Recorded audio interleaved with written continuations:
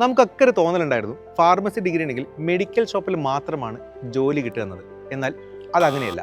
എവിടേക്കാണ് നമുക്ക് ജോലി സാധ്യതകൾ ഉള്ളത് എന്ന് നമുക്ക് നോക്കാം. ഹോസ്പിറ്റലുകൾ ആൻഡ് കമ്മ്യൂണിറ്റി ഫാർമസികൾ. ഒരു രോഗിക്ക് മരുന്ന് കൊടുക്കുമ്പോൾ അത് സേഫ് ആണോ, ഡോസ് കറക്റ്റ് ആണോ എന്നൊക്കെ നോക്കുന്നത് ഫാർമസിസ്റ്റാണ്. ഇനി ഫാർമസ്യൂട്ടിക്കൽ കമ്പനികൾ, ഇവിടെയാണ് കൂടുതൽ options. Pfizer, Johnson and Johnson, റോഷെ പോലുള്ള ടോപ്പ് കമ്പനികളിൽ പ്രൊഡക്ഷൻ ക്വാളിറ്റി കൺട്രോൾ അല്ലെങ്കിൽ റിസർച്ച് ആൻഡ് ഡെവലപ്മെൻറ്റ് മേഖലകളിൽ നിങ്ങൾക്ക് വർക്ക് ചെയ്യാൻ സാധിക്കും. റെഗുലേറ്ററി അഫയേഴ്സ്, ഒരു മരുന്ന് മാർക്കറ്റിലേക്ക് ഇറങ്ങുന്നതിന് മുമ്പ് അതിൻ്റെ എല്ലാ ലീഗൽ കാര്യങ്ങളും ചെക്ക് ചെയ്യുന്ന ഒരു ഡിപ്പാർട്ട്മെൻറ്റാണ്. ക്ലിനിക്കൽ ട്രയൽസ്, പുതിയ മരുന്നുകൾ മനുഷ്യരിൽ പരീക്ഷിക്കുമ്പോൾ അതിൻ്റെ എല്ലാ കാര്യങ്ങളും നിയന്ത്രിക്കുന്ന ക്ലിനിക്കൽ റിസർച്ച് അസോസിയേറ്റ് ആയിട്ടും നിങ്ങൾക്ക് വർക്ക് ചെയ്യാം.